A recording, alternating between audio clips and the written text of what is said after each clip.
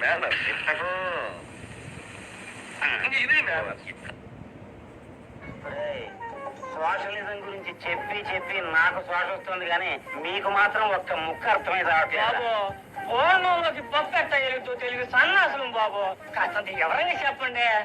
వివరంగా మీ అందరి కాళ్ళు ముందుకు చాపని చెప్తాను.